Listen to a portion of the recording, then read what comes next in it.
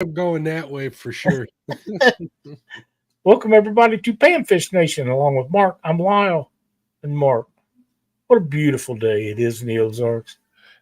It was a beautiful day up until about 20 minutes ago, and it started downpouring. Well, we could use some more rain, and I know we got it coming because I have Palm de Terre, I have Stockton, I have Lake of the Ozarks, I have Truman, really, really close to me. Four major lakes that people traveled long distances to fish. And right now, Palm de Terre and Lake Ozark are the two that has water in them.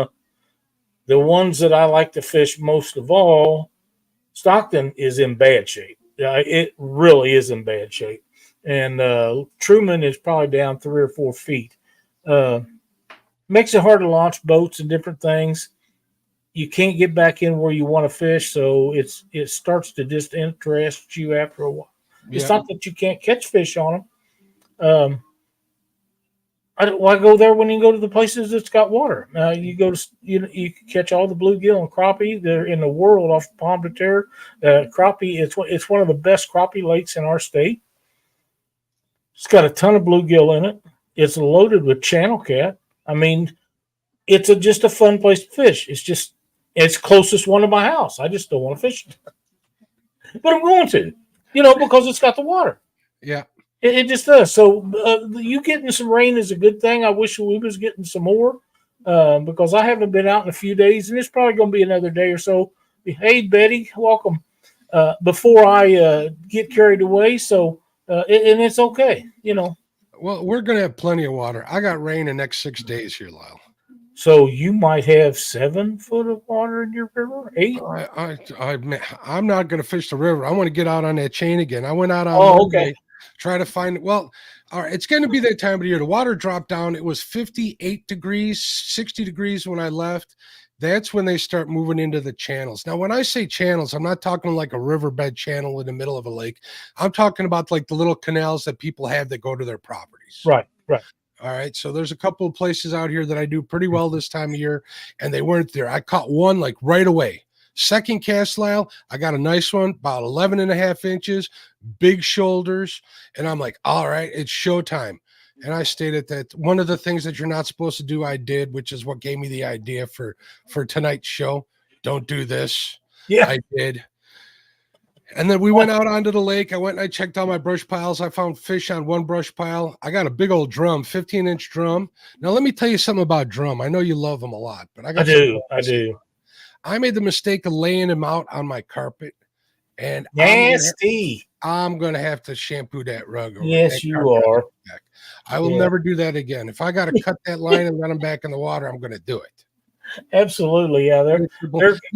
And then I got blue cats ain't no better though. No, what? Blue cats aren't any better if you. I don't have any blue cats. Okay, well, flatheads are nice and clean. I don't know. They are. They are the king of catfish. I agree. I agree 100%. I won't lay a muskie or a pike down on that carpet now too. That I know what it'll do. Yeah. Oh, and I got bit off. I saw on Live Scope. I know you like Live Scope, but I got bit off by 2 muskies while I was very nice. Did you get to actually watch that on the screen? I got to watch it. You could see him that's way cool. snaking up towards my bait, and you could see him open his mouth and close it. It was the coolest thing in the world. That's I way caught him for about a minute, and I'm like, now what do I do? Mark, it's not that I don't think that it's a really cool unit to have. It's just that everybody that's got one cannot shut up. That's all they want to talk about. And if that's what it takes to make you catch fish, you probably need to go back and learn a few things. Well, it's not the only thing I like to talk about. I think you could attest to that. I can. It's cool to see those things, and those are the things. Oh yeah, I'd love to see that. Also, I have some neck problems. I'm probably gonna have to go in and get some surgery here in a while, and hopefully before the end of the year, I don't want to use up my deductible. But anyway, I am a qualified. I know what urologist. I know what you can do with a rubber band and Well, start out with a bottle of Crown. Where was I going with that? I don't know. Not where I went. We need to get back on topic here. Right, we're back on topic. What do you say? Say hello to everybody. Let's do that. I see my sister and your favorite daughter, Betty Jean Cross from A Couple Crosses Fishing. I see Miss Annette's catfishing. She got a big old carp. I saw pictures of her on Facebook. That thing was a pretty big fish. Chris Everett in the house. There's the great Miss Cindy Stokes. How you doing, Cindy? Crappie Day Fish On. Crappie Day is a channel supporter. Thanks for your support, Crappie Day. Absolutely. We appreciate you. There's our buddy Danny Stone Outdoors. I can't wait to start tying some jigs with the bucktail he sent me. I got that sitting right here. There's my buddy Freddie at FOA Custom and Gear. There's Chadwick at Fields to Water. What's up, Chad? Fishing with Steve Mosley in the house. Greg Burgess in the house. How you doing, Greg? There's, I want to call him the man in white, but he's the man in black. James Albaugh, because he's bad sometimes. He can be incorrigible. James, what's up, buddy? Mike Sampson, what's up, Sampy? Nubby's catfishing in the house. There's my buddy Parker Pursuits. Me and him I had Parker on my show Monday night. It was a good fun show. I had a good time. It's always good to have Jerry on there. Small Water Charters. He had a video where he was talking about fishing with Jimmy Houston. Oh no, Roland Martin. Roland. He got me with the title, and Roland was in the boat next to him. He wasn't in his boat. He duped me. Florida man.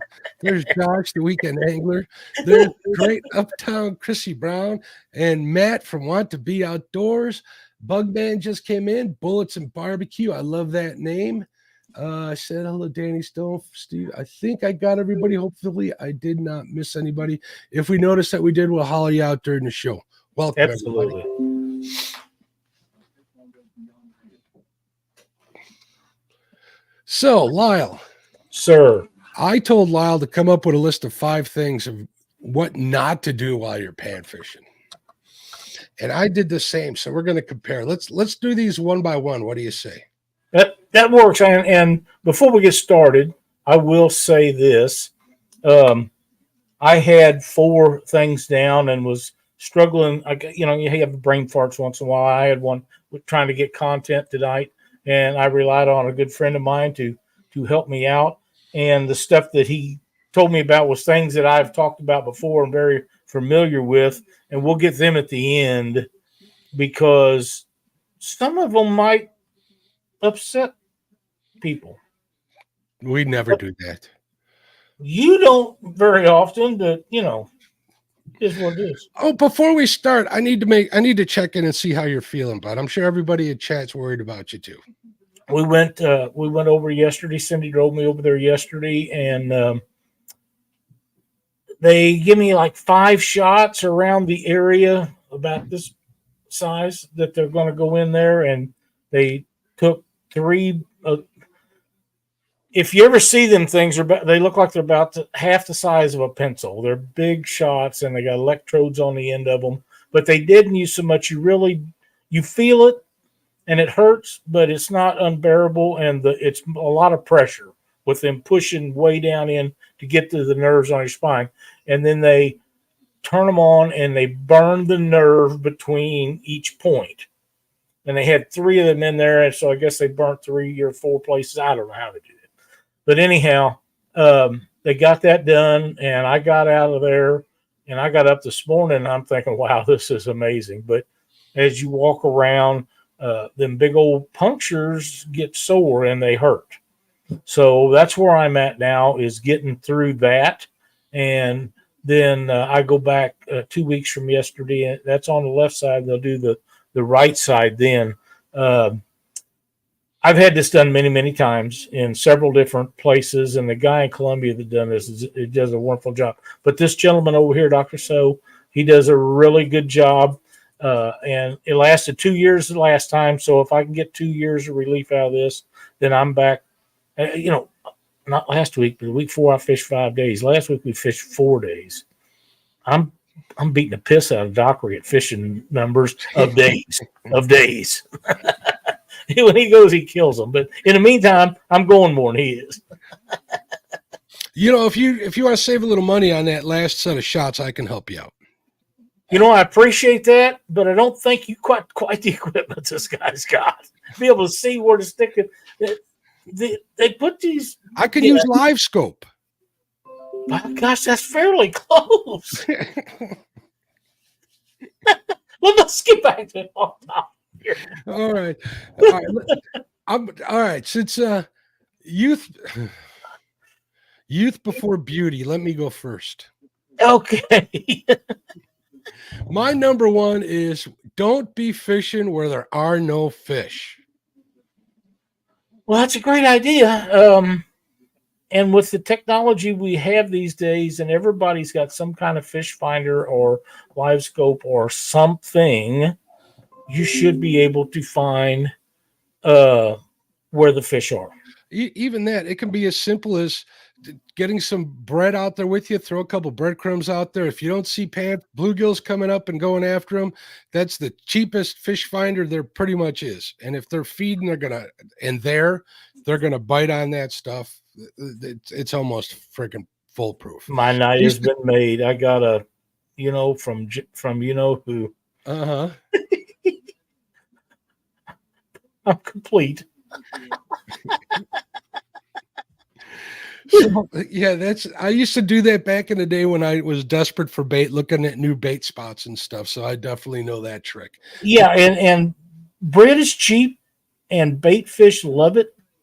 You can use it on a small hook and catch a lot of small bluegill. You can. So there's that's a good idea. Do that and Jerry. He was your guest. People don't know. You know what? He says that, but some people don't know. I see people. How many times I go, let's say to one of these forest preserves or a public dock or something to fish, and there's no fish there, and people refuse to leave. Yeah, they really do. So yeah, I had to bring that one up. Yep, that's just the way it is. But what are you going to do? Things that work for me, you might not work for the next guy. We're just giving suggestions and talking about things that actually do work for each other. And,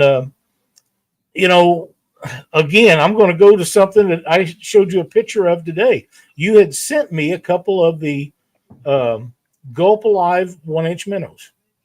And I used all of them, but 2 or 3 of them, and they really didn't catch very many fish for me.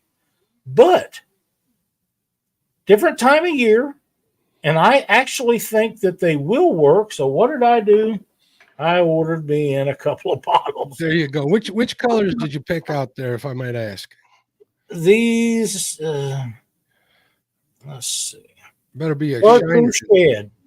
Which one? Chartreuse shad. Did you got a golden? Did you get the shiners? They don't look too shiny. Okay, chartreuse. Those work pretty good for me, but nothing like the actual. I think they're black shiners or silver or emerald shiners. Emerald shiner. They was out of those. Yeah, that's why they were out of them. Those are the color to get. Got these, and the next time they come in, I'm on the list. They're going to let me know, and I'll go ahead and get some more. That'll work. Just make sure you're fishing where there's fish at with those, Lyle, so you don't prove me a liar. Well, I got a spot that there's usually loaded with fish, but like I say, I want to catch some on them, and I'm actually going to try one on a hook on a fly rod, and we'll see how that works out. We'll see how it works. They are light enough. Yep, I think so too. So all right. What did you get for your number one? My first one is have your stuff ready at the boat ramp. Don't back into the ramp and start getting all your crap ready when you're ready to launch your boat. Have it ready before you get back down the ramp. There's nothing in the world that aggravates me any more than that. Somebody back into the boat.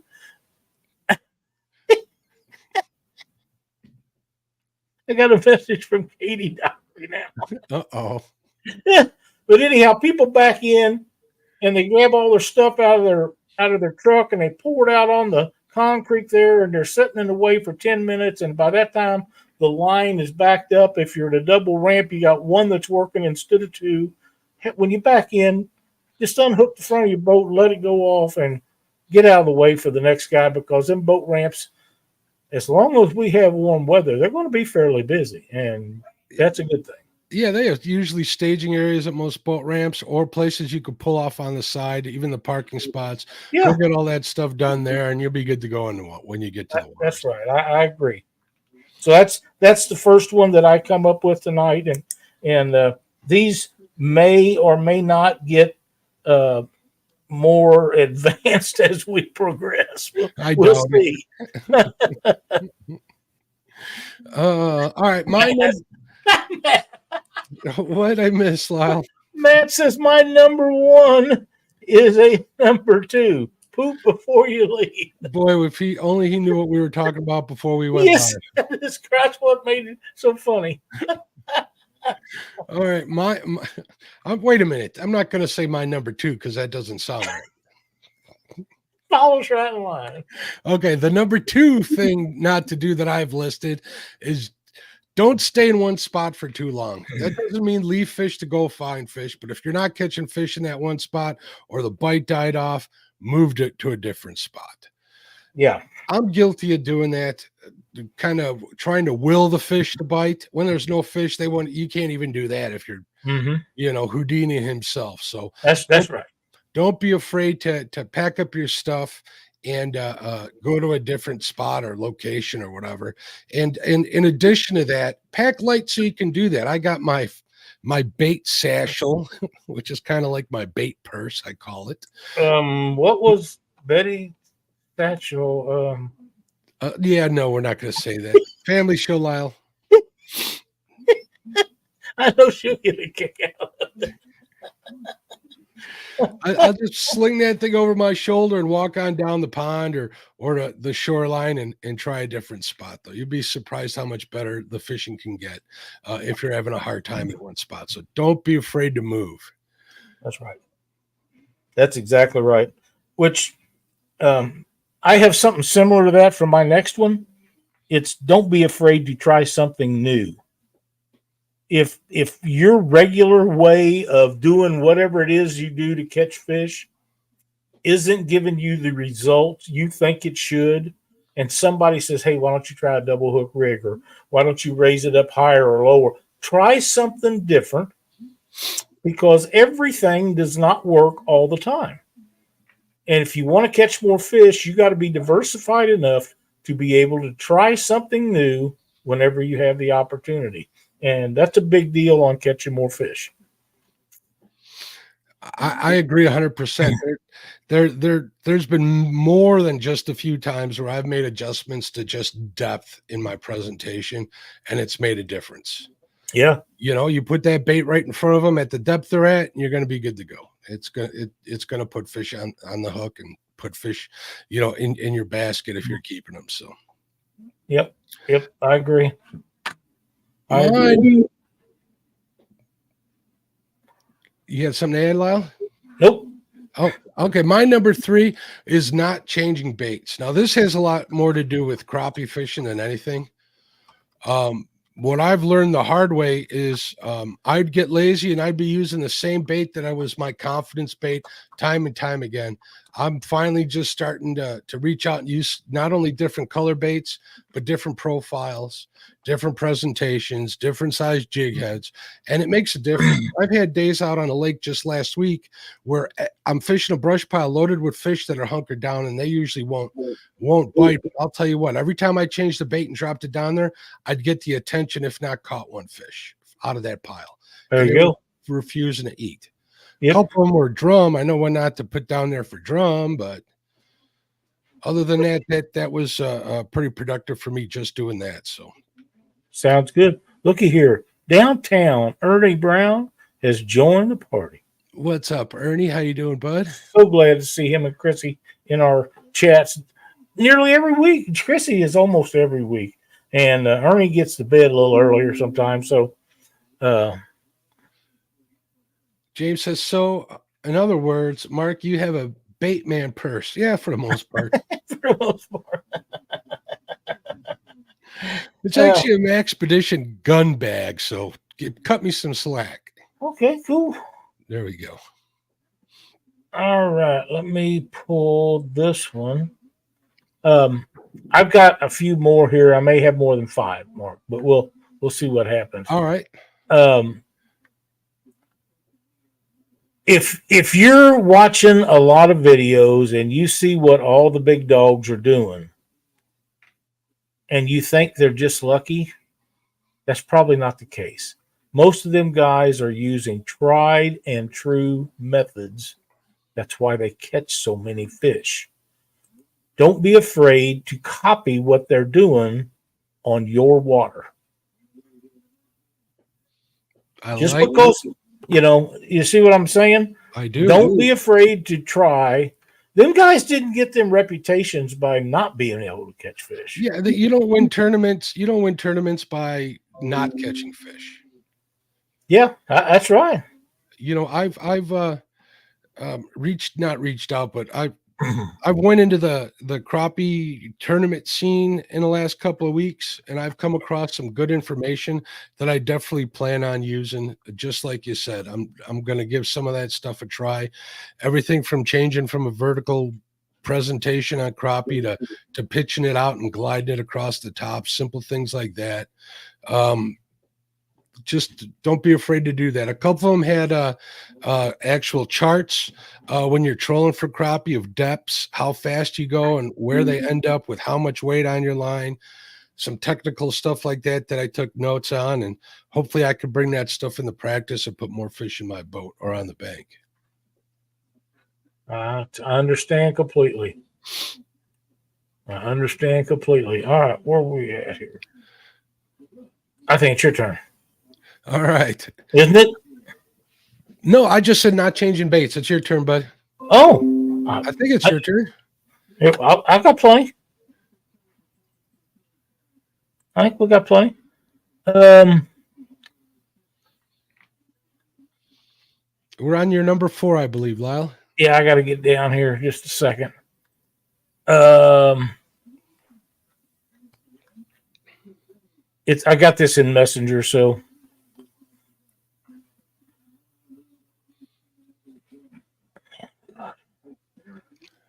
if you don't think that just because you're catching fish, say on Pomme de Terre Lake, and tomorrow you're going to Lake Ozark, it's going to be the same, because it's probably not. Mm-mm.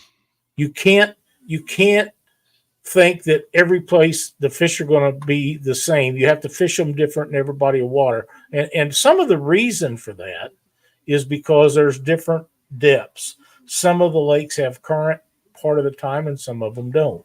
There's a million different possibilities for what's going to work on one body of water. And it's great if you go to another body of water and it does work.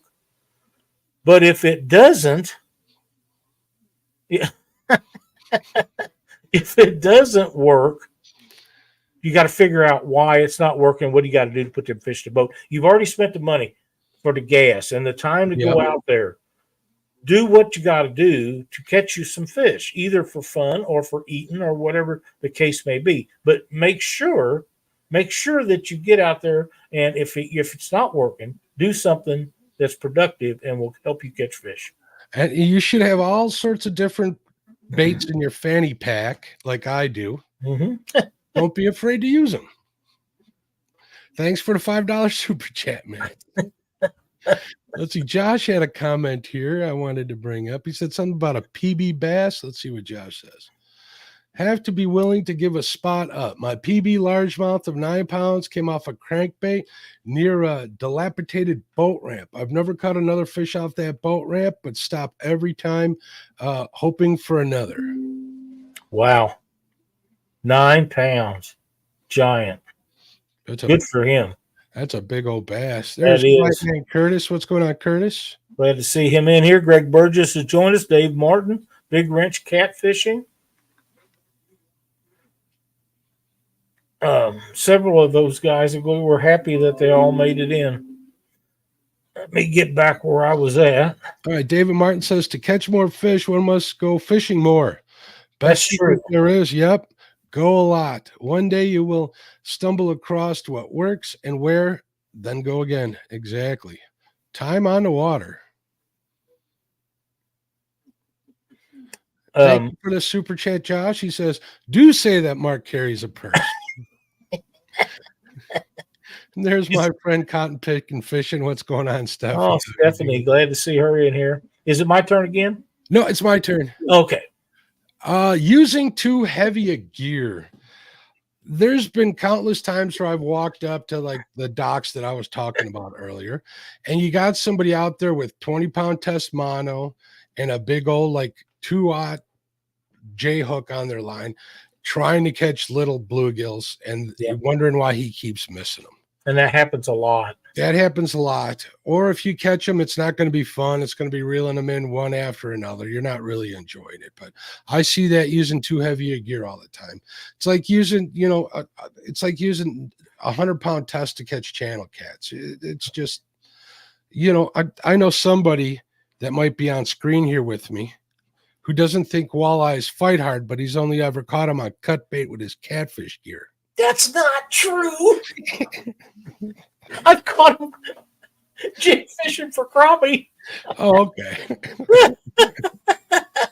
But yeah, I caught the cutest little walleye the other day, about that long in a cast net. He was just cute as he could be, and Cindy didn't know what it was. And I said, here's an easy way to tell. When he opens his mouth, look, he's got teeth down there. Don't stick your finger in there. Don't stick your finger in there. Oh, Josh. What happened? He's just mean. I know. There's one more point. Well, actually two, but one here that I've talked a lot about in the past, and I forgot about it, and I was reminded of it this afternoon. Hiring guides. If you're traveling a long distance to fish a body of water, there is nothing wrong with hiring a guide. It's a very productive way to learn that area, because they don't mind telling you. You're going to pay them, so they don't mind telling you. You don't live there, so you're not going to wear out their spots. And be courteous enough not to go back and wear out the place they just took you the day before. But just look for places like that, and you will catch fish. But here's one of the other things, Mark. Uh-huh. Never hire a guide that does not have a Coast Guard 6-pack license. I don't care if it's not required in the area that they're fishing or not. Them guides should all have that license, because it teaches them about safety. It teaches them about what if this happens, if there was a wreck, if this happens or somebody gets hurt, they are able to make the right decisions to get it done. A Coast Guard 6-pack guide license should be mandatory for every guide that guides fish. I do agree. I think there should be some sort of cost of entry, and that should be it. Yeah, the qualifications. 100%. I think that's exactly the point I was trying to make. So, and I know that's controversial, and I know I'll probably get some hate mail over it. I don't care. I've had it before. I can take it again. But in my opinion, hiring a guide's a wonderful thing. If I was going to go out on the East Coast and didn't know everybody out there that says, come on out, we'll take you fishing, and I went out and hired me a guide, the first question would be, do you have a Coast Guard 6-pack license? And if he said no, I said, I'm sorry, I can't use you. If you're hiring a guide to, let's say you're going somewhere for a week. If you want to hire a guide for the first day or maybe even two, you can always explain to them, say, listen, I'm from out of town. I'm going to be fishing here all week. I want you to help me get on some fish for the week. Right. Show me some places to go. Show me some techniques that work up here. The worst they can do is say no. You can move on to the next guide. Plain and simple. And that's fine. There'll be more. Yeah, there will be more, and they will probably be fine with it. So yeah, most of them don't find. Yeah, and another one, a thing about guides that I will tell you is a lot of guides, especially crappie guides, they'll clean your catch for you. Mm-hmm. In the catfish world, it's not really like that, because if they don't want to clean the fish, especially if they're very big. So they just tell them people when they're taking them out, they don't clean no fish. And usually they don't want to keep no fish then, because they're on vacation. They don't want to drive a long way and have to worry about it, So that's one way they get out of that. Parker Pursuits has got a tip. He says, take the time to observe your surroundings. See what types of bugs, minnows, and other critters are in or around the water, and it can help you match the hatch. Yep. Agreed. Do you have another one? I have one left for the number 5, but I know you got a little more, so I'll go ahead and I've got one more. Don't be afraid to explore new water. I have that down too. If you But I see got another that, one. if you see that pond as you're driving by, make note of it. Come back. If you're looking at stuff on Google Maps, don't be afraid to go check it out. Worst thing that happens is you can't find a place to fish. You move on down the list that you've made, hopefully, and you can go there. That's one of the best ways to finding good fishing spots. That's how I found my big trophy bluegill spot, and hopefully next year I'll find a second one. So I'll be looking forward to Absolutely. that. Absolutely. This one here, it's not about fishing really. It's about using your brain for something besides hold your ears apart. I see guys constantly starting their boat motor out of the water. All you're doing is killing the impeller for the water pump. Never, ever do not start your boat without having it in the water or ears hooked up to it. All you're doing is killing your water pump, and then you're going to be stranded out on the water, and then you're going to be mad, and it's going to cost you a bunch of money because you didn't think before you did. So don't start your boat motor out of the water. You know, I saw a video not too long ago. I don't remember who it was, where they were talking about your first point about pull your boat over to the side and get it ready before you launch. And one of the things they said is make sure your motor starts it, and he dry started that motor while it was in the parking lot. I'm like, no. Well, yeah, I see it happen all the time. No. I Make see sure it you got happen a all good the time. charge. Make sure the boat turns over before you totally unhook it off the trailer. Worst things worse, if it won't turn over while you're out there, you can always just drive it back up the ramp. So I guess which one's the cool guy? it's got to be you. That's you. Not coming from Missy. You, Not coming from Missy. Glad she made it in chat though. What a sweet gal. But that, them's the things that I come up with. Like I say, I did have a little assistance today because I just run into a stumbling block where I couldn't think of something else I needed to know. And but yeah, I think them are all good points, and we're having some good feedback in chat. So a lot of people know what we're talking about, and I'm sure they have suggestions of their own. In fact, there's one from David right now, Mark. David says, I used a guide on a lake for smallmouth that I had a hard time on. We caught fish, and I told him up front I was going to learn the lake. I went back and caught fish again. Money well spent. There you go. Guides are a wonderful thing. They didn't get to be able to take people out and catch fish without being able to catch fish. To start with, they have to know the lake. They have to know how the fish change in their season to season, because they do. They don't bite the same. They're not in the same areas, the same places throughout the year as was the last time he was there, probably. So find a good one that comes with great recommendations, and don't be afraid to call somebody up and say, hey, I understand that this guy takes you out fishing and you guys catch a lot of fish. Do you have a good time? If he's hard to deal with, I want to know it up front. If he's really religious, I'd like to know that up front, because sometimes I have a tongue slip or two. Sometimes more than that. Sometimes more than that. Depends on how much trouble I'm having that day with my equipment. You know what I mean? But I want to know all the things that I can find out about him, and most of all, can he put me on fish? Yeah, explain. Here's a good point that James brought up. He says Chris Flores is good about telling you the reasons he does and what he does. You always tell your guy that you're wanting to become a better angler, and if he's the kind of guy that's actually going to explain to you exactly what you're doing and why, if that's what you're into, be upfront with them and find out. Definitely, that's a great thing. Yeah, and somebody had emailed me, said why about the 6-pack license for the Coast Guard. To start with, it is mandatory that any water that is navigable by commercial, which means barges and boats that charge to do things, you must have that 6-pack license to be able to operate that boat. It doesn't matter if it's 10 foot or 6 wide, 6 long gang of barges. It doesn't make any difference. You have to have that 6-pack license. And a guide is someone for hire.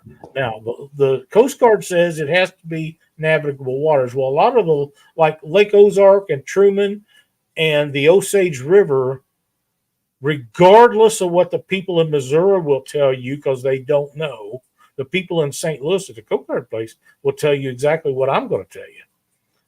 That stuff cannot be navigated because of the dams on Truman and Lake Ozark. But the laws have never been changed, and it's all considered navigable water. So every guide on Lake Ozark, Truman, and all the tributaries that are guiding and do not have a Coast Guard 6-pack license are breaking the law, and nobody does a damn thing about it. And that really pisses me off, because they should all be in court tomorrow explaining that, and the judge should sentence them to whatever the maximum is, because they've been taking money in for years from people illegally. I understand, and I agree with that too. I don't know if you need one in Illinois. I know all the guys that I know have their captain's license, which is essentially the same as a 6-pack, right? Yes. Yeah, the captain's license. Mm-hmm. They just, the place is called everything. So other than that, I haven't fortunately come across any guides that don't have it. So actually, the one young gentleman I just took out in my boat last time I was on the Fox, where I lost a huge flathead, he just got his captain's license. So he said it wasn't too bad, but then he also added, I'm in college at the moment, so I'm used to studying. A friend of mine that graduated Illinois State down in Southern Illinois, whatever that college is down there, told me that he had been through 4 years of college. He said it was the hardest test that he ever took. But they want people to take the test and graduate. So they'll do whatever they can to help you pass that test that is within their limits. Because they want people to be able to guide them.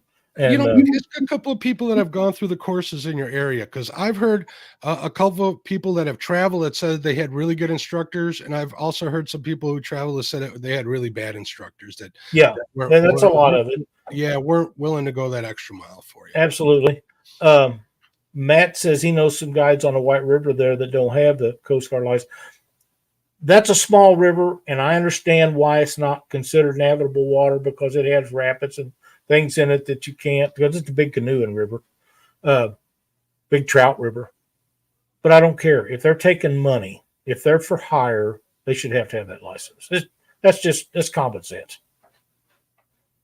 It's not mandatory on all waters in Missouri. It's not in Arkansas. It's not in any state, but it should be. Can't hurt to have the knowledge. The knowledge is what it's all about.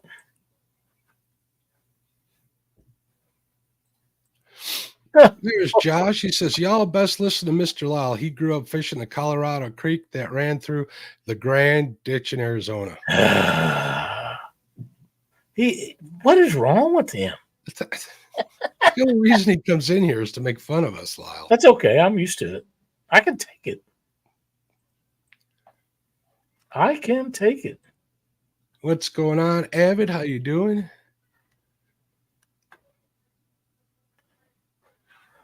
Looking through some chat here, see if we got any more questions. What do you guys recommend not to do while you're going fishing? Josh says Illinois has pending legislation that will require all guides to have 6-pack license regardless of navigable water. That's the way it should be. In committee and may not go anywhere, but it's food for thought. If they're getting it that close that people are actually thinking about it in Congress and places like that, it's coming. And when one state does it, the rest of them will pick up suit, especially if they border states. David Miller says, I wish I had a 6-pack, but I like to eat too much. I got you. I understand. Chad says, I don't have a 6-pack. I have a keg. Do I still need a license? Yes, you do. What's going on, SK? How you doing? Welcome, bud. Make sure you check out SK's show at 9 p.m. Eastern time or Central Time, an hour after we're done here. You may learn something. Oh, quite no question about it.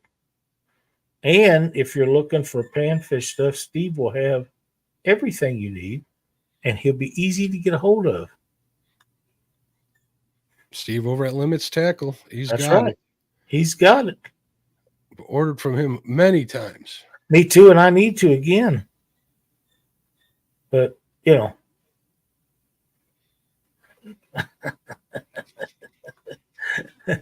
I don't see any more questions. Maybe we can roll along. I think this is a fun show. I really like it. Don't run up your spots full throttle. Ease up to them and keep from spooking fish. That's a great idea. Be sneaky. Stealthy. Who says that? Somebody does in our fishing community. It says be stealthy. I don't know.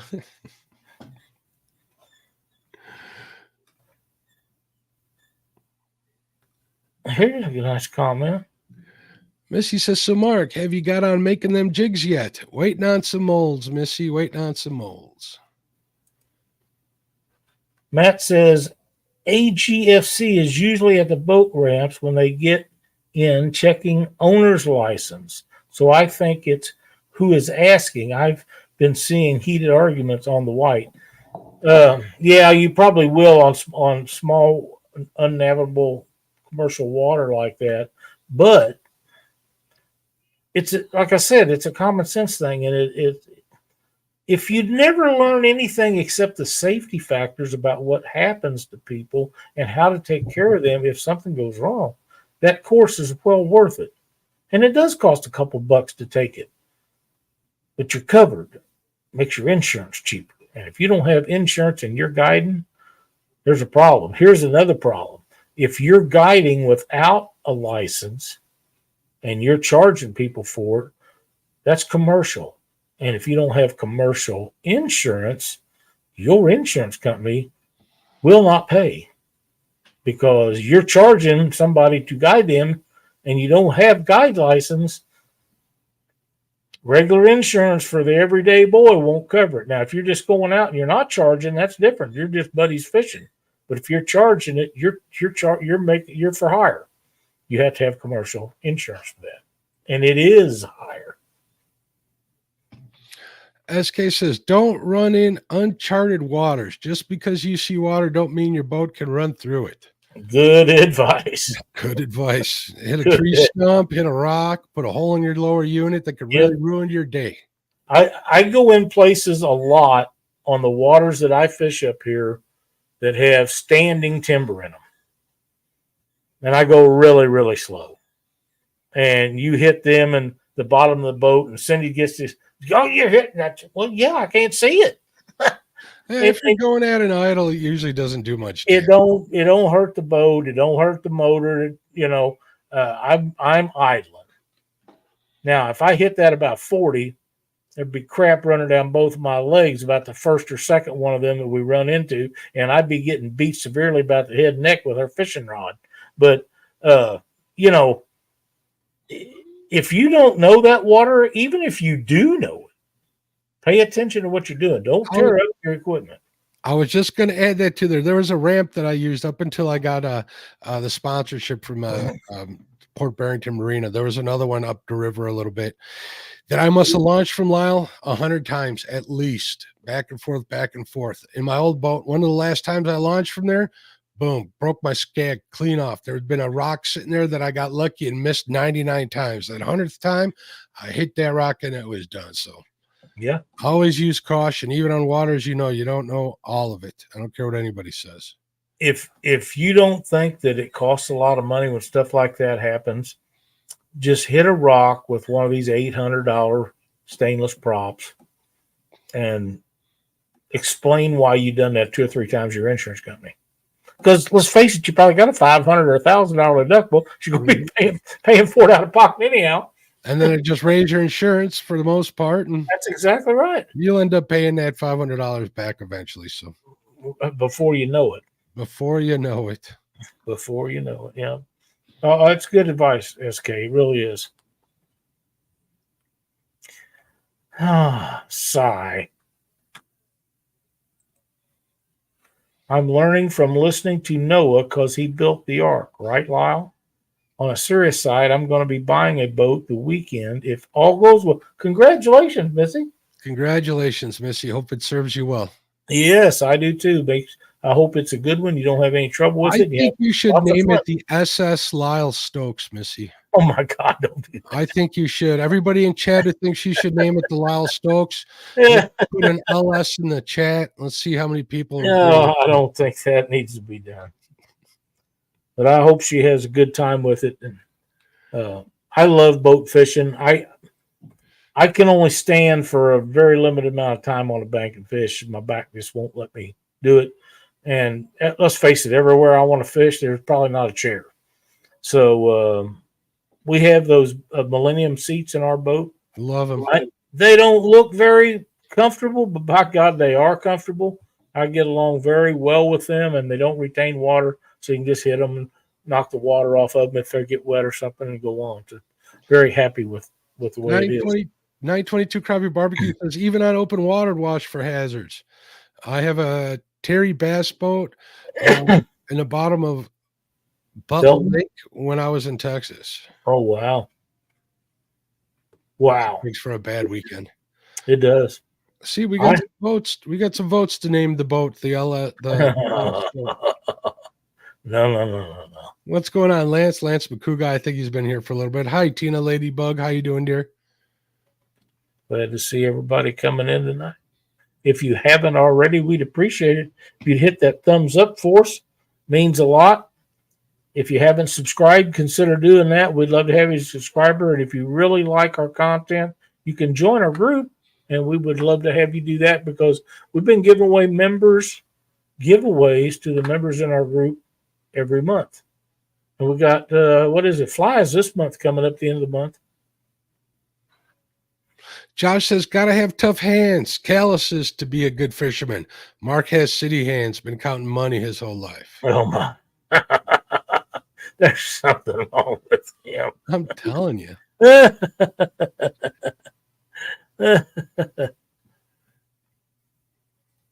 Really? She says, I may name it Little Lyle because it's a little younger than Lyle. Well, I would hope it would be. Although, I watch a lot of YouTube videos and I watch some guys restore boats.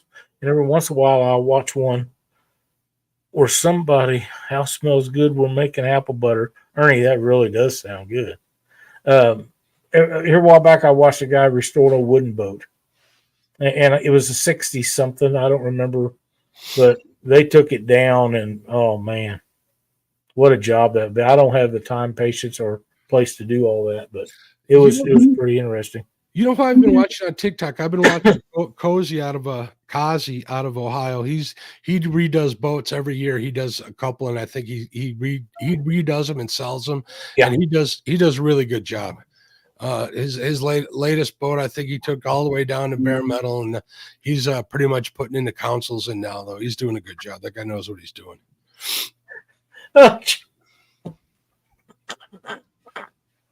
Josh sent me a message.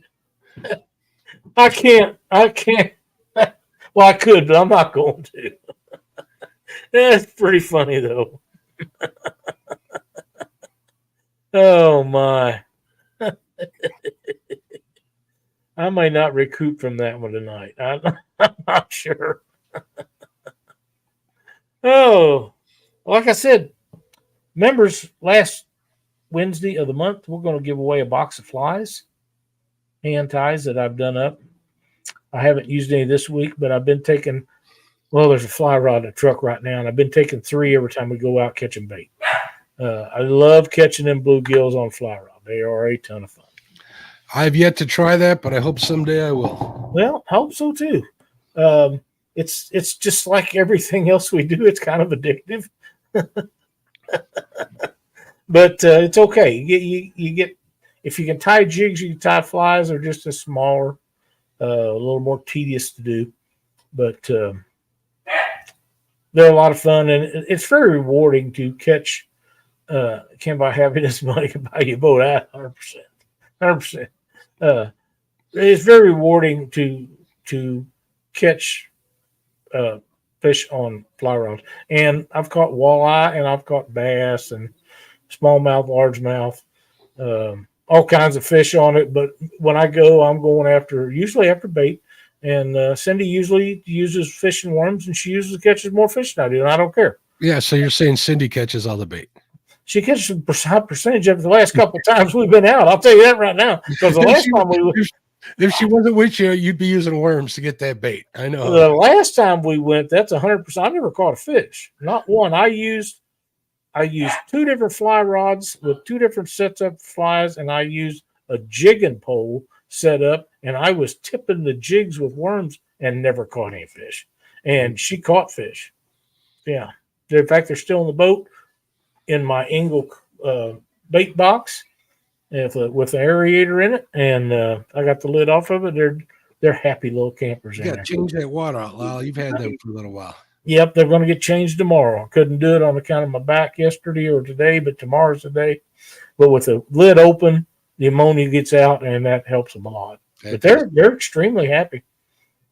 Yeah, they'll get new water tomorrow. We stopped and got the stuff to put in there to take the chlorine out of the water, and I'll mix it up in a 5-gallon bucket, and then dump the water out of that, and then dump it in there. So we'll be good to go. Haven't lost one yet. David Martin says, I like to take a cork float and tie a fly on 4 feet behind it and slowly reel in. Then you can do it with a regular rig. Mm-hmm. That is correct. David, if I think about it, I'll send you a couple of flies you can try out. Danny Stone says, I throw a fly rod for trout till my arm gives out. Then I go to the coffee can full of worms. There you go. There you go. Oh, man. Yeah, that'd be fun. I just like catching them on a fly rod just simply because the flies are stuff that I made, but it's really fun with the fly rod because they're like a 9-foot ultralight. Mm-hmm. That makes sense? It does.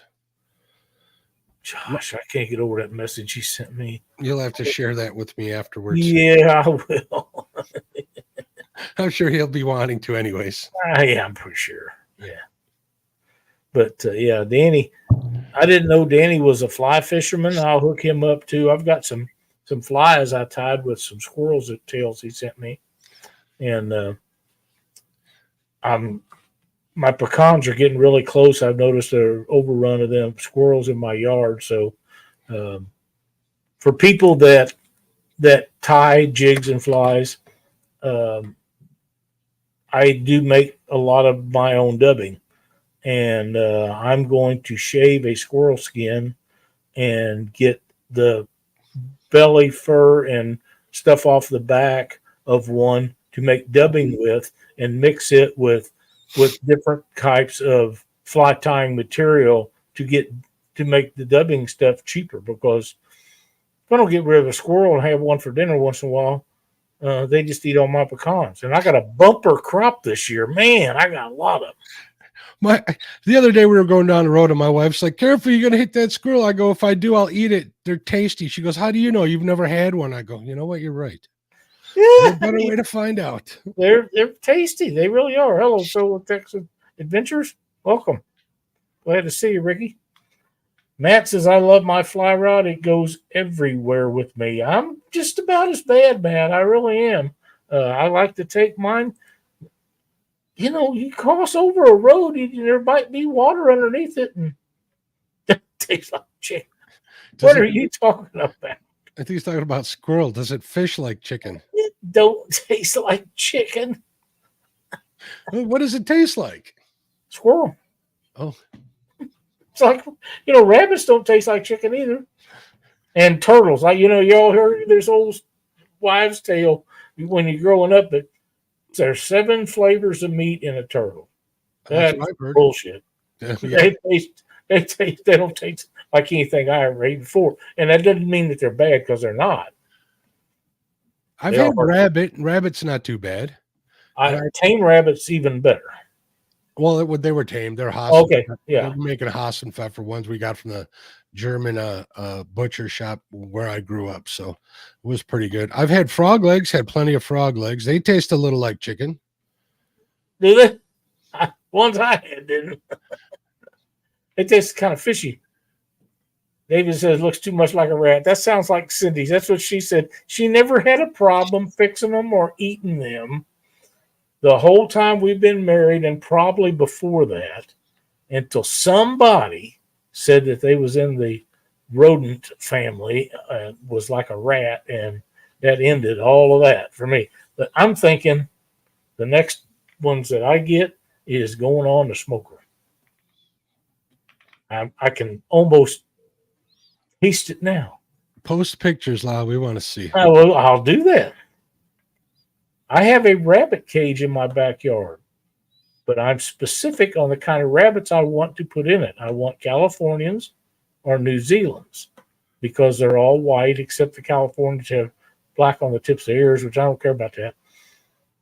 They taste really good. They're great table fare, and you can dye the furs any color you want. That's why you want the white one.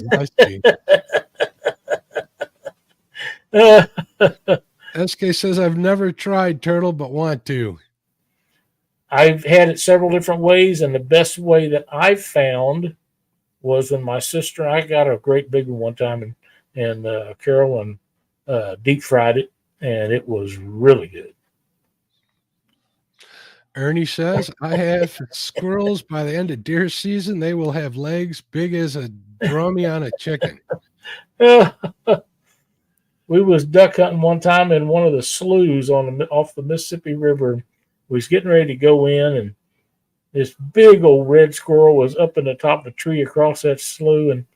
And my cousin, I had my really good dog Remington. He was pretty young then, and Gene says, that dog pick up that squirrel if I kill him. I said, I don't think you shoot him that far away. Well, you still shot, it don't travel real good. And Gene says, I think I can kill him. I said, if it hits the ground where he could get it, I said, I can make him fetch it up. No problem. And I didn't think he would shoot it. He did. That thing come falling out of the tree. And I sent old Remington over after it, and he brought it back. And that squirrel had to be 40 years old. I never seen such a squirrel. It was huge. I'll tell you after the story how huge it was. Its legs was like this big around. I thought, man, that thing won't be fit to eat, be tougher than an old broom. Gene took it home. Him and his wife fixed it up, and she put it in a crock pot. Yeah, that's what crock pots are. And he said, man, it's just as good as any other squirrel he ever ate. And I mean, he eats them all. He ate them all the time before he died. But, that's what they done. They lived on a big farm, and they hunted and ate everything. They're good eating. Yeah, Lance says he's frog legs, rabbit, and squirrel are all delicious. They are. That's Danny right. Stone says frog legs have texture of chicken, but taste way better. Uh-oh. Richard says, I raise California, New Zealand, and Dutch. All delicious. I don't know about them Dutches, but we need to talk about, I got a pen that has 3 holes in it. I need 2 does and a buck non-related. Richard, we can work something out. I'm quite sure, because I can't find anybody around here that's got any. And like I say, that's the kind I want. You know what I'm going to do with them? I'm going to eat them, and man, they're delicious barbecue. Oh my God, they're so good. But you do have to be able to keep coyotes and foxes out, and we do have foxes around here in town, believe it or not. So. Good show tonight, Mark. I had a blast talking about the don'ts and stuff that you're supposed to do. And all the extra stuff. We're talking about wild game here towards the end. Josh likes to eat coyote. Oh, my God. I don't know how anybody could eat one of them things. The way they smell when you skin them. Well, he likes drum too, though, Lyle. I know. Him and Doc would eat anything. Swear to God. Thank you, Joe Buck 66. We appreciate that. Old Maybe squirrels some- in a crock pot with Campbell's golden mushroom soup. You'll thank me later. Pardon me. I've had it that way, and it is really, really good. My sister-in-law, Debbie, which you have to meet Debbie to understand what I'm getting ready to tell you, because she's called me every name in the book and a few that's not in the book that would shock your modesty. But Is she's this one of the you got greatest. T-shirt for? Yes. Mhm. She's one of the greatest friends that I've ever had. She used to come in when I was a kid working in gas stations, and that's how I met Cindy. But her and I went at each other. She turned 70 her last birthday. She'll be 71 the 20th of this month, and I'll be 66 later. So I ride her like a horse about being older than me all the time. But I think so much of her. When years ago, we used to go out there. They lived on a big farm, and we'd go out there rabbit hunting. And she would take rabbits that we shot the day before or the weekend before, and they had a wood stove they heated their house with, and she would put them in a big old pan, maybe 2 pans, with barbecue sauce. And from the time we'd leave in the morning until we got back about dark, them rabbits would be in that barbecue sauce. And she just keep turning them and shifting around. And when you go to get a piece of that out, you reach down and pick up the bone, the meat will fall off of it. So you had to have something to scoop the meat and the barbecue sauce up and put it on your plate. You never ate anything any better. I promise you, they was awesome. Heck, I'd try it. Oh, you'd love it. They was really good. Really good. But she's the best. There's no question about it. I'll be calling her on her birthday here in a few days and ragging on her a little bit.